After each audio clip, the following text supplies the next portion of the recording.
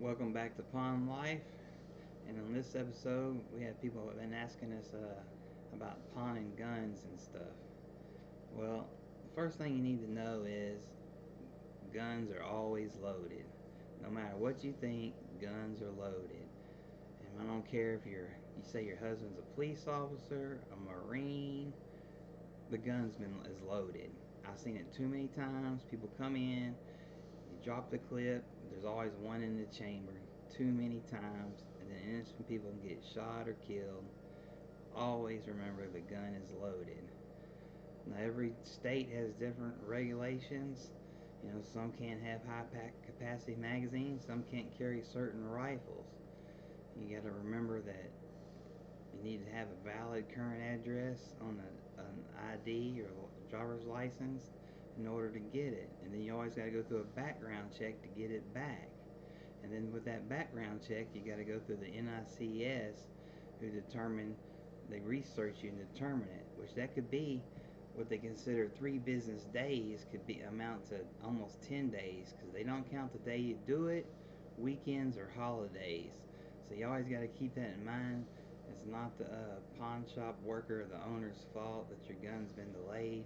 They don't tell anybody the reasons that it was delayed. They're just researching your background. It's not about the gun, it's about the individual. If you've ever been fingerprinted in your life or had a job that required fingerprints, that's in the same database as every other criminal. And so they just know why you were fingerprinted. Or there could be shorthanded and the systems is backed up or down. It happens. So if you want to go deer hunting and you want your rifle out, you need to try to come in a week ahead of time to go through all that process to try to get it out, just in case of delay. I mean, you think, oh yeah, you've never been in trouble before, but that's out of our hands when it comes to the government. You know how the red tape is. But just like I said, remember, the guns are always loaded. I've seen guys come in there and they say they're ex-Marines or a police officer. All of a sudden they pull some pin and you see springs and parts go flying across the store. Just because you think you can take a gun apart and put it back together uh, blindfolded, at least ask the person who's working at the shop for their permission to take it apart, to look down at it. I mean, it's just courtesy. Now, like I said, each state has different rules. I mean, some states, you're going to have to be 21 to get assault weapons, or certain shops don't want to do business with assault weapons.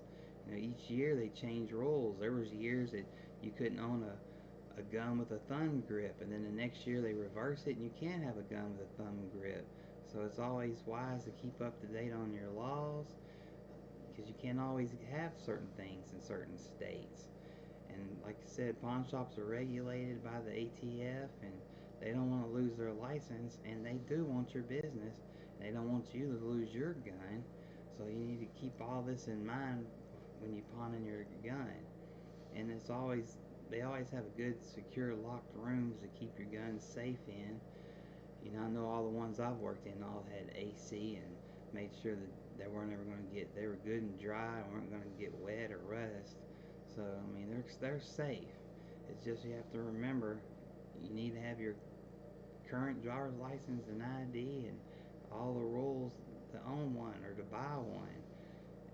Other than that, please remember that all guns are always loaded, no matter what you think, just for safety reasons alone. Uh, be sure to watch all my other videos. If you like what you see, be sure to subscribe. If you've got questions, message the Pawn Panda and we'll try to answer all those questions we can as fast as we can, and let you know all the other crazy things that go on, or if you have questions on items or loans and how they work in more detail, just let me know and I'll fill you in. Thanks for watching, and I'll see you next time.